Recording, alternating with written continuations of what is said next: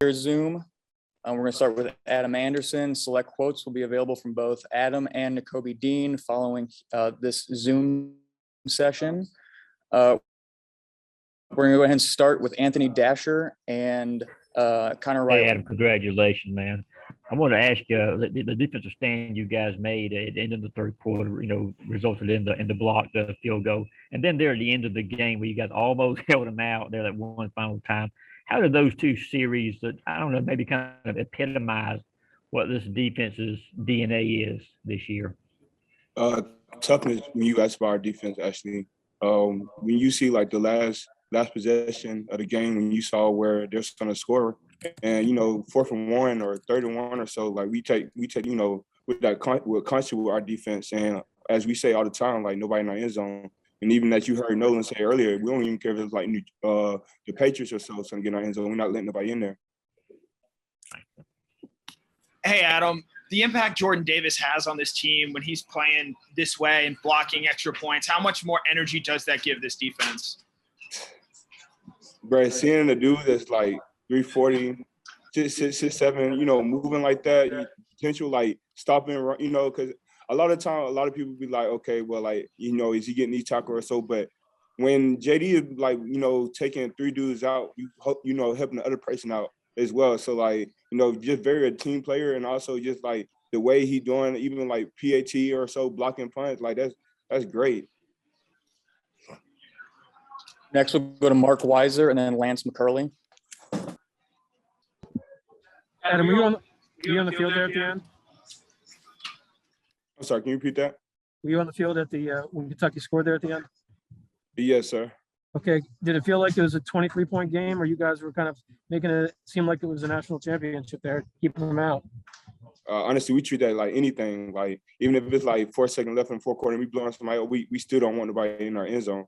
And honestly, like, you don't even score, it still hurt right now.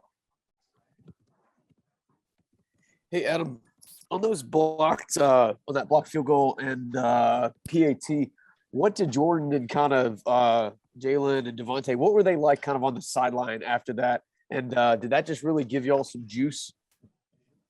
Honestly, it's not even just the defense giving us juice. It's like the fact that like it gave even like the offense momentum. Like just seeing them block that, like, that's something we practice almost every day at practice. So just trying to block one and just seeing them block like 2 in a game like that, that's something we proud on. And doing 2, 3 dudes just moving the line. Next, we'll go to Palmer Tomes and then Chip Towers. Adam, y'all held Kentucky to a season low rushing today.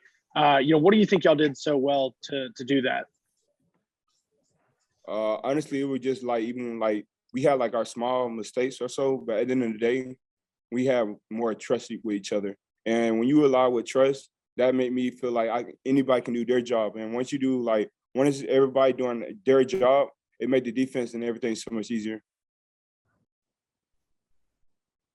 Yeah, Adam, I just wondered, they call a timeout with 4 seconds left, I think, to try to score there.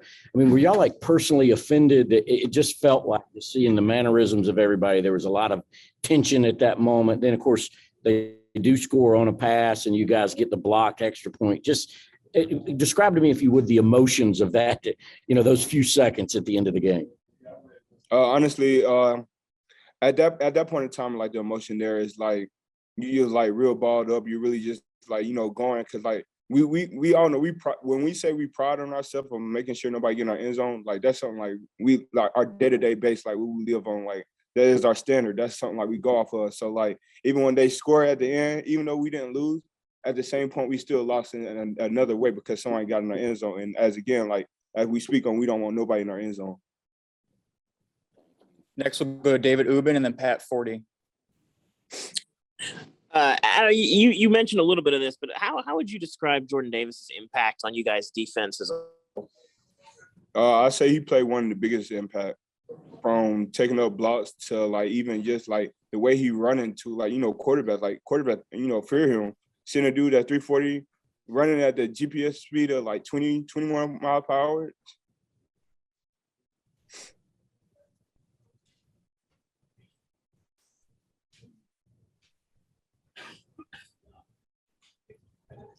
Pat? Adam, I'm just wondering if, as a defensive player, you would like to see a defensive player win the Heisman Trophy, and should a Georgia player be in the running for it? Oh, this is Jordan Davis. I think, honestly, like, I mean, a lot of time they look at the quarterbacks or, running backs or so, but honestly, when you see somebody like Jordan Davis, how can you not have him as Heisman? Next, we'll go to Chuck Culpepper and then Paul Newberry if you have any questions. Yes, Adam.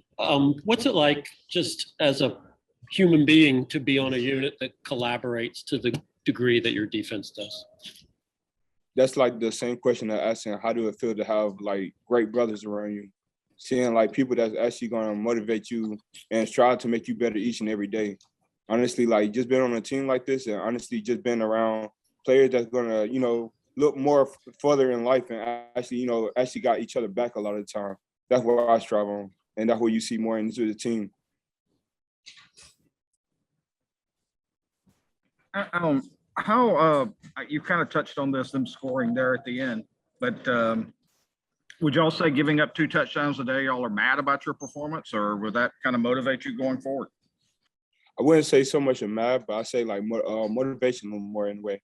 Like just the fact of like, there are gonna be things we need to go like into next week, just like going back over our mistakes or so, or even like the small minimal thing.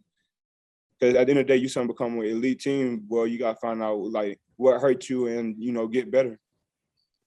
Next, we'll go to Jack Duffy if you have a question, and then we'll open it up for the last couple questions.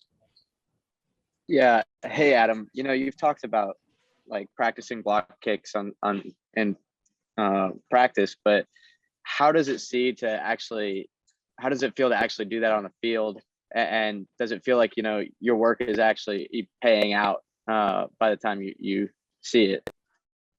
Honestly, I feel like that's for like everything you do in practice. A lot of times, like you're seeing like assignments go the right way or so, and then when you actually run into the game and it run the same way that you did at practice, like they just showing you process and showing you like the more practice you put in, the more hard work, effort, like it's gonna come. And like if you really practice it, then it really gonna come in the game as well.